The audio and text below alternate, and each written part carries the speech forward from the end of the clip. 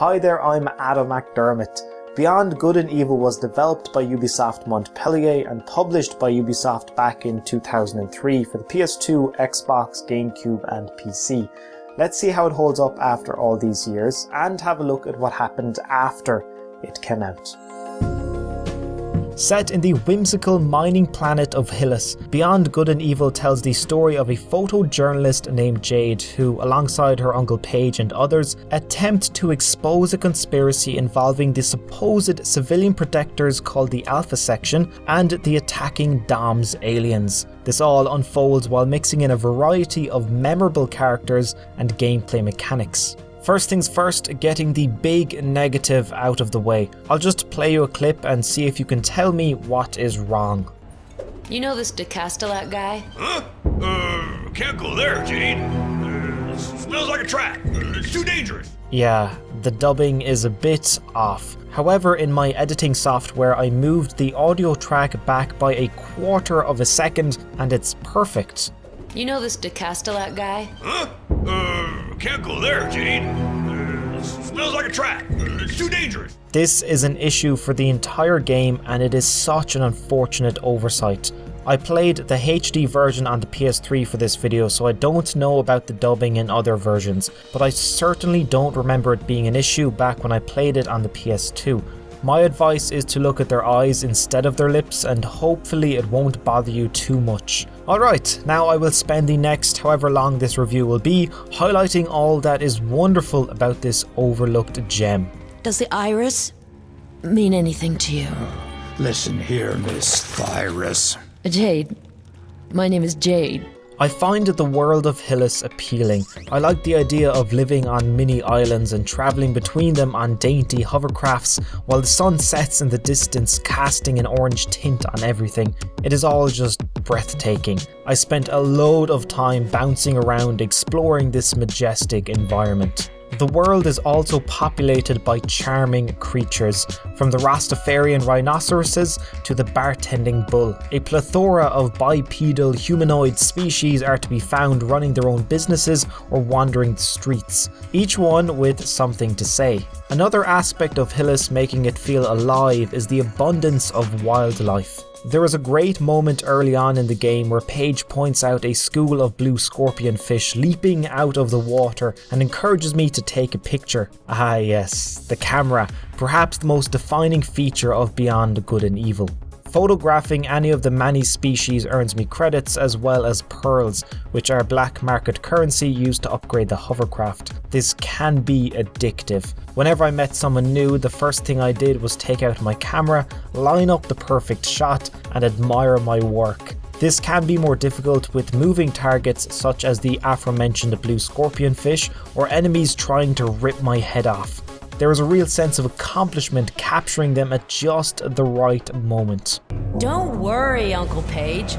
We'll just take some pictures and get home. Beyond Good and Evil also has one of the more interesting stories I have played. It is full of intrigue as Jade and company try to uncover the mystery of why the Dom's aliens are attacking Hillis and how loyal the Alpha Section are to the people. That trusted camera is used at certain key moments in the story to provide evidence of a massive conspiracy. With all the leaks about cover-ups coming out in the past few years, this story is more relevant today than ever.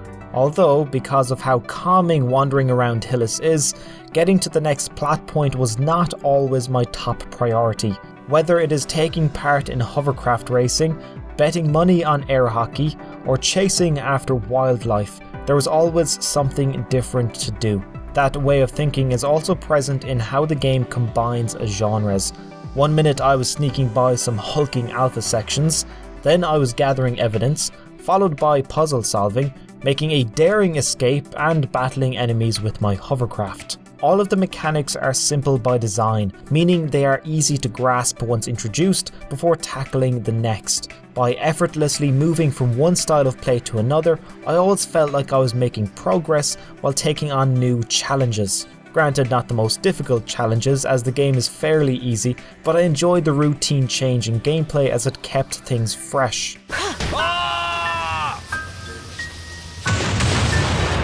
I do have to mention the outstanding soundtrack. I'm not a connoisseur of music and I hardly ever take notice of it in games, but throughout Beyond Good and Evil I enjoyed pieces that were epic, sad, resolute, melancholic and plain beautiful. I'll put a link in the description if you want to give it a listen.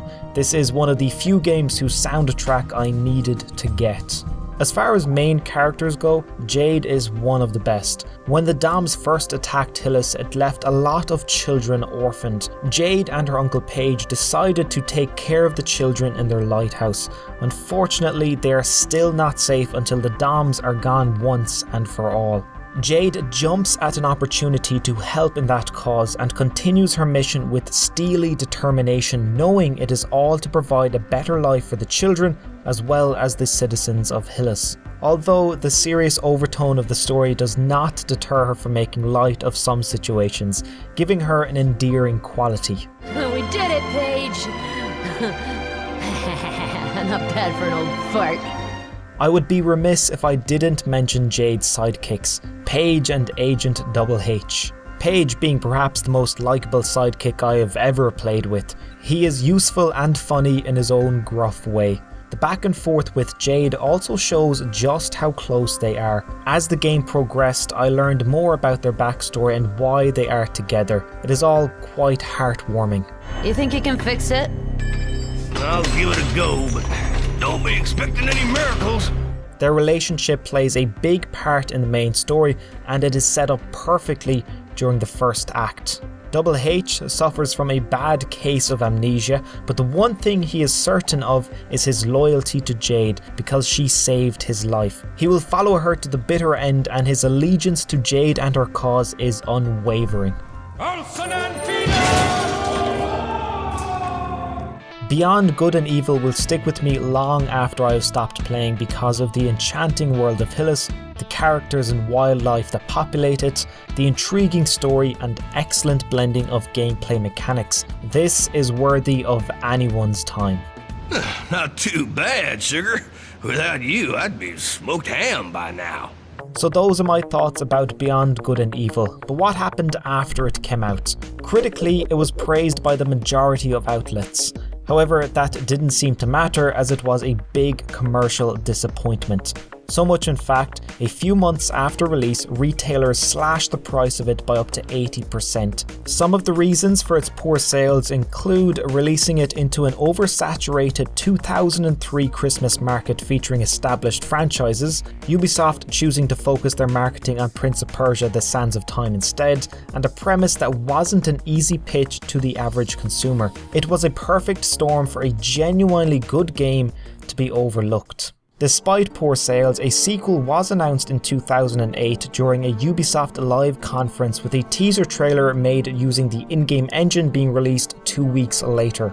The game's director Michel Ancel said Beyond Good and Evil 2 had been in pre-production for a year already. Then in 2009, a video of Jade frantically running through a city was leaked, and the CEO of Ubisoft North America stated they were still working on it. By this point, it would have been in pre-production for 2 years. Work on the game continued, and in 2011, a HD version was released on the Xbox Live and the PlayStation Network, which sold exceedingly well, creating even more anticipation for the sequel. Michel Ancel said in an interview with Game Trailers at E3 that year he is looking to develop it for next-gen consoles. The game finally moved into active production in 2012 with a screenshot being released of the city from the previously leaked trailer with Jade standing alone in an empty street. However, the saga of the eternal tease that is Beyond Good and Evil 2 continues and it still remains in limbo. Ubisoft made a statement in 2014 about how important the first game is to them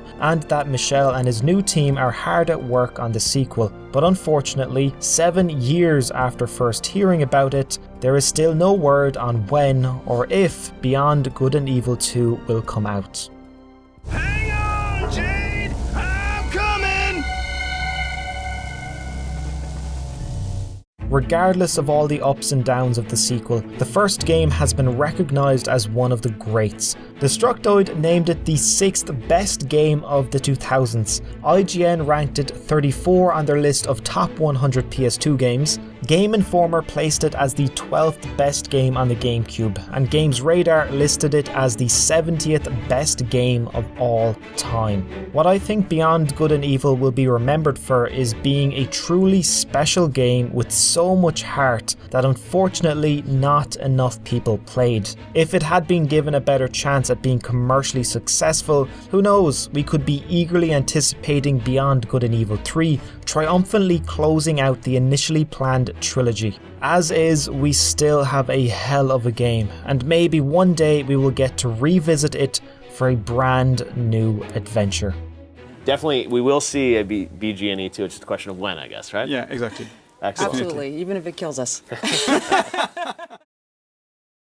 Thank you very much for watching. I hope you enjoyed it as much as I enjoyed replaying Beyond Good and Evil. On the left hand side is a playlist to all episodes of Review and Legacy, including Half-Life, Psychonauts, Ratchet & Clank. You can check it out for yourself.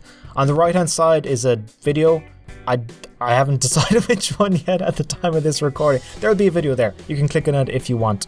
Anyway, thanks for watching, and until next time, take care.